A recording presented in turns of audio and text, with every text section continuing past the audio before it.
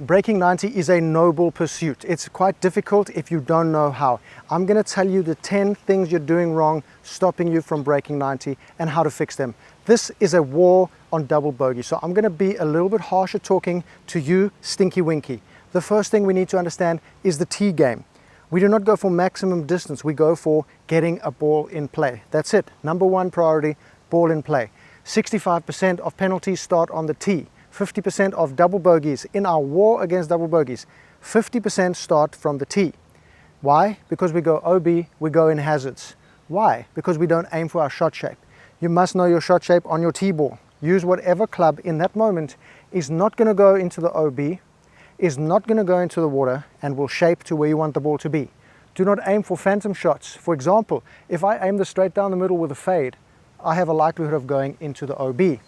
So what we can do is find a way to aim for our shot shape away from the very, very bad hazard. That way we get in play and we give ourselves a chance at a second shot. The chance of a second shot is the key to breaking 90.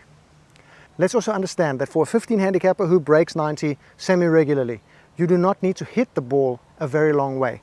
Anything from 180 yards to about 210 yards is going to be perfect to break 90. Believe that. That's 0 strokes gained against a 15 handicapper. Here we go. Let's say we hit a fader. I'm going to aim it toward the trees on the left, teeing up on the right side away from the OB, and I'm going to hit the fader, and if it comes back, I'm good. If it doesn't, it's in the trees and we have a second shot, not an OB. Beautiful. And there we go, my beautiful fader, probably not even going to go 200 yards, is in play. I'm breaking 90 today.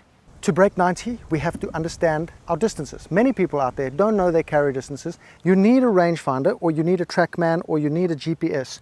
One of those few things is going to help you to get your distances for what they really are. Because we have to plan our way around the golf course, if we use ego distances, we put ourselves in places where we can't score. So on this par 5, I want to put myself in a place not in the damn fairway bunker, because the fairway bunker, much like OB and much like the water, also loses us shots, especially as break 90 people. That's half a shot to 1 shot in the fairway bunker. We want to avoid that like hell. So we shoot a distance up to the 150 yard marker on the right side, far away from the hazard, and it's 180 yards to the distance marker. So if I get this 180 yards, I can have 115 to the green. Interesting. But maybe I don't have a 180 yard confidential shot, so I'm going to hit a 150 yard shot. Now that's probably not even 150 yards, right? Knowing the distance is so essential. We're at 188 yards. If you can get to this position here on a par 5 or a par 4 inside 40 yards, you've got to go for it. That's a really great place. We can spend a lot of time practicing on the practice range, 10 to 30 yards chipping and putting. But maybe we don't have that shot. So we want to get this ball to about 70 to 100 yards, or whatever you're comfortable with your free throw distance. That's why I say know your distances, so you know your free throw distance that's going to get you onto the green like automatically, right? Everybody has a few shots they just love to hit, they have more trust. So if you can get inside 30, 40 yards, go for it. If you can't, let's hang it back to a position that we love. Maybe we love to have an 80 yard shot in, a 70 yard shot in. So let's get that ball up there, 110 yards with a club we know goes 110 yards from experience, learning our distances.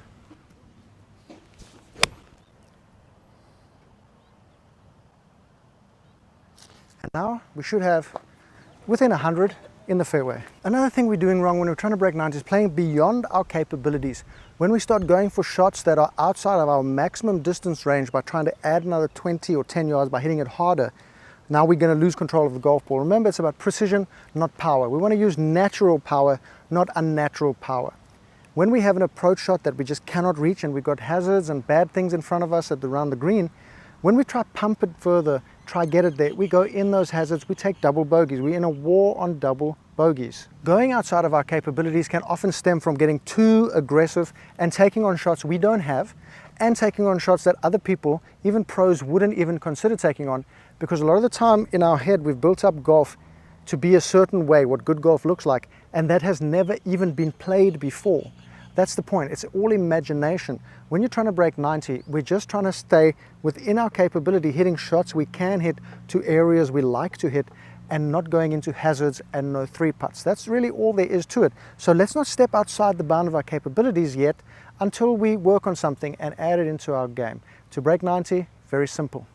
We can understand that our dispersion as 90 breakers is going to be pretty wide, and knowing that is going to help us to define what we're going to practice on the range and on the chipping area. We're going to miss our target by about 20%. So for example, from 100, 20% is 20 yards from the hole. From 150, 20% is about 30 yards from the hole. So that indicates that we are probably going to miss our target between 10 and 30 yards most of the time, which indicates learn your shot shape on the driving range with your clubs from 100, 150, wherever, so you can find a better target to aim to. We're not aiming for our shot shape, that's why we are not scoring very well. When we hit to a green, we aim at the pin and we don't take into account our shot shape, ending up in terrible places. Off the tee, we aim it straight up the middle of the fairway, we don't take into account our shot shape, we're ending up in rough and hazards. This is a great example of missing the green with a high dispersion. We've missed this by 25 yards to the left. That is a perfect indication of what you have to practice on the practice area. Short game. This is why we're not breaking 90. We're not practicing 10 to 30 yard shots around the green because we know that's what we miss the target by. Short, long, left and right. We have to practice these shots on the practice area from bunkers, rough and fairway, because 80% of the time, 90% of the time, that's the lie you're going to have. So then we want to vary up our practice. First, you want to pick up a shot that you know you can hit, toe down chipping, standard chipping, whatever it is you want to do. And then move the ball into different lies. Work out a shot in each lie. Now you have a standard shot. Then practice a whole bunch from the same spot. Then randomize the distance that you have into the hole, and then try to hole out with a putter as well. So you'll practice a whole bunch of balls getting the shot right, and then you'll take one ball, move it in the rough, chip it, try get up and down with your putter. Take the ball, move to another spot, bunker, fairway, rough, different distances, so that you can add some form of pressure to yourself to get better at these shots. You do that, you're breaking 90, I guarantee. Quite a significant reason we're not breaking 90 is 3 putts and speed control because of awareness about the slope on the greens. We need to understand that a downhill putt is going to be quicker, so we have to hit it softer. We need to find a way of coping with that. First, you need to identify the slope. This is taking a little bit of effort to get right, but it really helps because a lot of people will bash a ball maybe 8 foot past and then get freaked out and then leave it 2 foot short on the comebacker, sometimes 4 putting. 90 breakers really need to understand a downhill putt is hit softer so it can take more break. Whatever you see, you want to identify either an imaginary hole short of the cup or hit it off the toe of your club to the hole. Both of those options use the same speed as a flat putt. So if you have an imaginary hole short of the hole, you use flat speed, flat green speed to get the ball to that cup. If you hit the toe of the club, you use flat green speed to the hole that's actually there. So instead of hitting a downhill putt super soft, you can maybe come here and hit a flat putt speed to the same distance off the toe of your club, which then gets the ball down to the cup in a much better situation, leaving you like a foot or two to the hole instead of 8 feet. Speed control is completely essential. You can practice it on your practice green by taking tees and putting them in the ground and getting the ball to stop as close to a tee as you can on a slope. Start figuring out downhills, uphills. This is going to leave you much shorter second putts, which is the key to breaking 90. Another weapon in the war on double bogeys is better self-talk. The way you talk to yourself. If you call yourself some kind of asshole, call yourself names, tell yourself that you are really shit at this game, whatever it is that you're telling yourself, think about that if someone else told you that. Think about if someone else was saying that to you. Would you be friends with them? No, you wouldn't hang out with them ever. When we start predicting what's going to happen, that's when we make bad scores too. So if you hit a bad shot, don't predict the double, the triple, the quadruple. I've seen so many times people trying to break 90. Oh yeah, comes a double. After hitting a drive in the rough with a clear shot to the green. They haven't even hit the second shot. They just didn't hit it perfectly and they're already predicting a double. Maybe they chunk an approach shot to 30, 40 yards short of the green and they're telling me, oh, here comes a double. Man, you've got to give yourself a chance. So don't talk yourself into bad stuff by just using slightly better self-talk. It doesn't even have to be super positive, it just has to be neutral. Don't talk to yourself like you're some kind of asshole.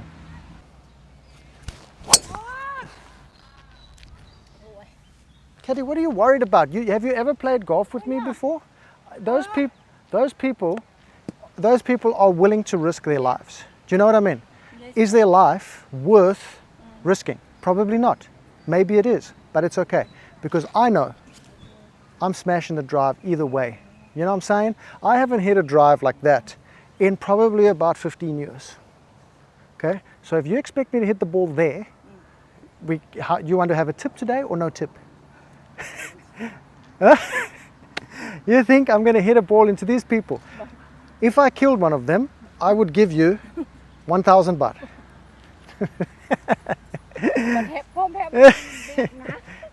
Very important to actually avoid the double bogeys, to understand where the penalties come from. You get two options. One is complete screw-ups into hazards that you have to take drops or get behind trees and have to take it unplayable. The other option is compounding errors. So you made one error, you topped one. From there, you chase your losses, you hit a 3-wood as hard as you can from a shitty lie, you top another one. Then you go as hard as you can, slice it into the water. Now you're compounding errors on top of each other. What we have to do is understand you made an error and continue with the system, continue with playing normally, hitting the shots you can hit 9 times out of 10, stress-free to the places you want to go. If you start chasing your losses because you had a bad shot, you're going to go from a bad shot to a worse shot to a stupid shot to taking quadruple and triple bogeys when you could have limited the damage to, a bogey if you just kept your head. Make yourself a good pre-shot routine, get a great process where you're actually checking out your shot, you're making a good decision, you're committing to your shot, and you're not getting emotional. When you make an emotional decision, you don't make good decisions. So we want to just feel the emotion. When you get to the next shot, reduce that emotion, get back into your process. You need to practice this process when you're on the driving range, when you're on the chipping green, the putting green. Everything is interrelated. You can't just go hit whack fuck balls on the driving range. Bam, bam, bam, bam, bam.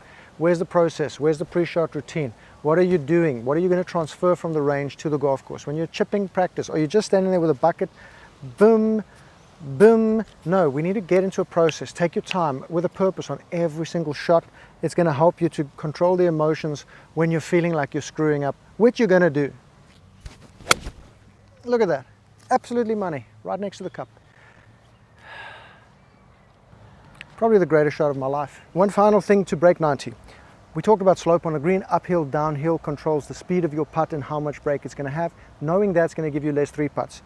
On the course, when you're hitting shots, if you're on a down slope and you're hitting down a slope like that, the ball's going to come out lower and squirt to the right.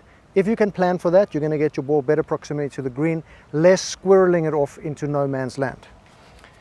If you're going up the slope like this, you're going to hit it higher, probably shorter. It's going to want to pull to the left, a right to left shot. When the ball is above your feet, you want to grip down and you want to swing around the slope. If you grip normally, what's going to happen is you make contact with the ground before the ball because there's earth there now.